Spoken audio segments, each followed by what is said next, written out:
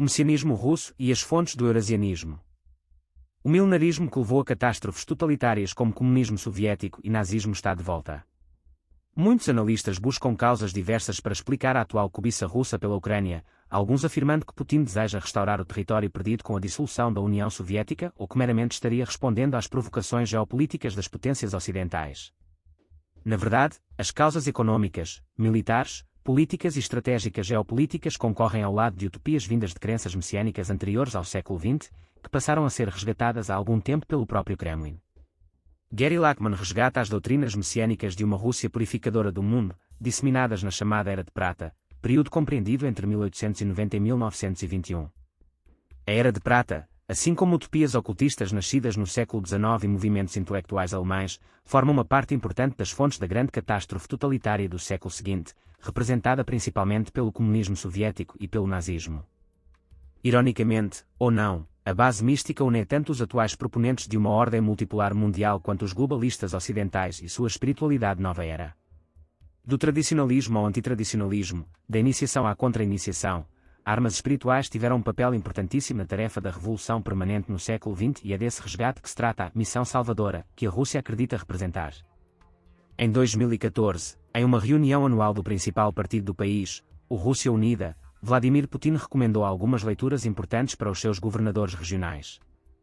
Considerando a linha dos livros e o que representam na história russa, o episódio é visto como o principal sinal de ruptura com o Ocidente e resgate de utopias que foram rejeitadas em sua forma original pelo período soviético. Os livros que Putin pediu que seus governadores lessem eram obras de filosofia. Eram livros de ideias sobre a Rússia. Foram 3. Os 3 pensadores que Putin sugeriu que seus governadores conhecessem eram Vladimir Solovyov, um amigo de Dostoevsky, de acordo com o falecido estudioso russo-americano James Scanlon, o maior e mais influente dos pensadores filosóficos da Rússia. O segundo foi Nikolai Berdiev, aristocrático cristão existencial considerado filósofo da liberdade. E o terceiro era Ivan Ilyin, um pensador mais político do que Berdiev ou Solovyov, e cujas ideias para alguns formam uma espécie de fascismo russo. O que esses autores têm em comum? Eles pertencem à Era de Prata, que foi de alguma maneira destruída ou impedida de existir pela Revolução Bolchevique, mais precisamente a partir da década de 1920. Os 3 escritores foram proibidos durante o período soviético e de alguma maneira Putin estava resgatando algo de anterior à Revolução, como uma espécie de busca por remissão dos pecados comunistas. Mas que Rússia era essa que ele estava resgatando e vem sendo resgatada hoje em seu projeto imperial? Desde o século XIX, a Rússia era um país profundamente místico, com uma profusão de seitas gnósticas e esotéricas que encontraram um terreno fértil para se multiplicarem. O estudioso tradicionalista de religiões, Mircea Eliade, em seu Tratado da História das Religiões, criou a distinção entre épocas ligadas a conceitos religiosos. Segundo o seu conceito, conforme sugere George Nivat, especialista no mundo russo, o conceito russo de época ou era poderia ser dividido em época utópica e época epiléptica. A época epiléptica é uma sucessão aleatória de crises que não permite uma visão prospectiva na história. A época utópica está inteiramente direcionada para o fim da história e para a ideia de salvação, escreve Nivat. Ao contrário do que se costuma dizer e imaginar, a autoridade da Igreja Ortodoxa sempre foi complicada na Rússia, especialmente nos períodos pré-revolucionários, como se pode observar na obra Os Demonios, de Dostoevsky. Na verdade, como mostra Nivat, até mesmo no ambiente religioso a rebelião espiritual e o sectarismo estiveram sempre presentes, tanto em movimentos de conservação, como o dos velhos crentes quanto de seitas influenciadas por um tipo de anarquismo religioso, levando tanto ao ateísmo radical quanto à vida ermita. O milenarismo foi, segundo Nivat, um dos aspectos mais constantes da espiritualidade sectária russa. Milenarismo é a crença em uma era messiânica, profetizada. Cristãos milenaristas acreditam que a segunda vinda de Jesus Cristo seria manifestada por um império de 1000 anos, daí o termo milenarismo. Segundo Nivat, o sectarismo milenarista teve um papel importantíssimo para a preparação à Revolução. Os simbolistas russos estavam muito cientes do fenómeno milenarista na Rússia. Alexander Blok, estudante ainda, fizera pesquisas sobre a magia popular. Andrei Bailey estava muito interessado em todos os tipos de seitas, estudando-as no interior da Rússia com seu amigo Sergei Solovyov, e seu romance A Pomba de Prata é tanto político quanto místico. Na busca por origens que justificassem o comunismo, intelectuais como o marxista Bonch-Brujewicz encontraram a influência das seitas sobre a sociedade russa. Segundo ele, os Bespopovtsi, a vertente mais radical dos velhos crentes, e os KHLYSTY foram a expressão de um comunismo primitivo. Em 1912, o milenarismo floresceu em Tsaritsyn, hoje, Volgogrado, e lá apareceu uma nova figura chamada Heliodor. Ele era um monge honesto e um feroz propagandista do Chernossotieństwo. Tendo atacado Rasputin, foi exilado em um mosteiro e começou a pregar uma forma de anarquismo delirante. Existia um rumor de que ele seria irmão de Nicolau II. Outra característica da psique social russa é a sua tendência para enganar-se e o fato de acalentar o sonho de um vínculo secreto entre o povo e o czar. Arrependeu-se publicamente por ter atacado os judeus e os intelectuais e proclamou que a Igreja e o Estado estavam nas mãos do Anticristo. 3.000 ex-discípulos de Heliodor também renunciaram à ortodoxia. A Era de Prata, considerado ainda hoje como uma era de despertar místico, além do intelectual, a partir da compreensão de que a Rússia tinha uma missão para o mundo. O mesmo ambiente que deu ao mundo mentes doentias como Helena Blavatsky, no século XIX, estava pronto a participar do despertar místico que precedeu os horrores totalitários do século que se iniciava.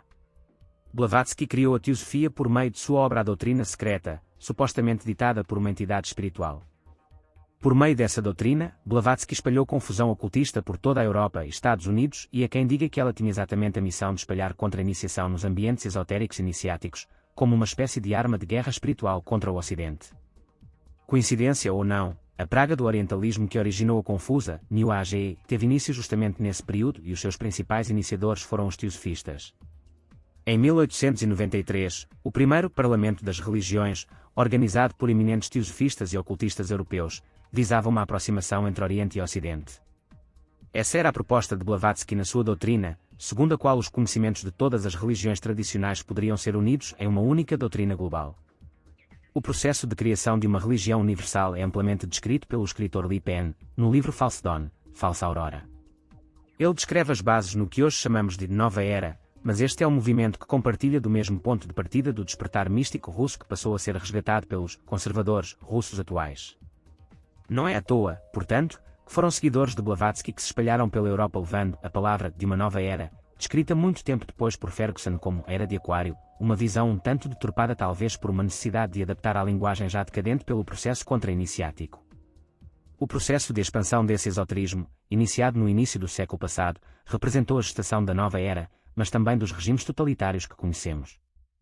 Em 1905, o teosofista Rudolf Steiner fez uma série de palestras na Alemanha para importantes figuras da elite russa de então. Como relata o livro de Lachmann, Steiner trouxe uma mensagem que provocou profundo impacto na plateia, embora isso apenas confirmasse impressões cada vez mais presentes naquela elite esotérica europeia, cujos círculos eram frequentados por influentes russos. Steiner falou de uma época global guiada pela Rússia, na qual haveria uma superação de eras, a culminação de visões místicas e proféticas ancestrais. Ele explicou que a humanidade estaria se movendo para a quinta época pós-atlântica.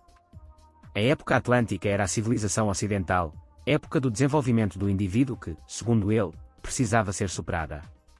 Essa superação ele identificava como uma missão da Rússia para o mundo.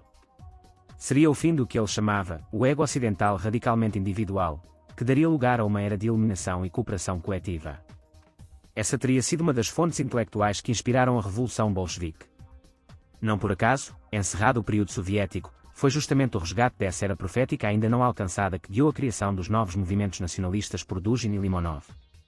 Além da profecia de Steiner, Blavatsky e outros centenas de místicos do início do século, o nacional-bolchevismo russo também foi um resgate de um outro movimento, iniciado na Alemanha também no início do século, chamado Revolução Conservadora. Esse movimento buscava criar um novo nacionalismo em oposição tanto ao comunismo quanto ao liberalismo. Foi um grupo de intelectuais consideravelmente influentes no período da Primeira Guerra na Alemanha. A maioria desses intelectuais aderiram ao nacionalsocialismo na década de 1930, como é o caso de Gottfried Benn, poeta expressionista com uma obra agressiva e nihilista assumidamente inspirada em Nietzsche. O movimento teve nomes menos envolvidos com política revolucionária, como Hugo von Hofmannsthal e o escritor Thomas Mann. Mas proeminentes nazistas fizeram parte, como o próprio Martin Heidegger e Karl Schoeffer, ambos bastante citados por Alexander Dugin. Isso explica muito sobre o que significa ser conservador na Rússia.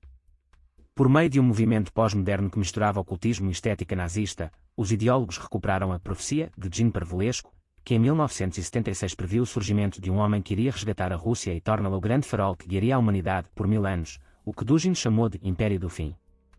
Em um artigo publicado recentemente ao rememorar sua influência na atual política de invasão da Ucrânia, Dugin escreve: "Fui radicalmente contra tudo o que o governo russo na década de 1990 pensava, mas fui ouvido por militares russos desde o início da década de 1990. Comecei a dar aulas de geopolítica na instituição do Estado-Maior da Rússia e para eles isso era absolutamente necessário porque eles perderam a explicação do que está acontecendo em termos ideológicos e precisavam urgentemente de algo como alternativa. Eles não conseguiam entender porque a OTAN estava se aproximando cada vez mais de nossas fronteiras conosco abandonando nossa ideologia comunista.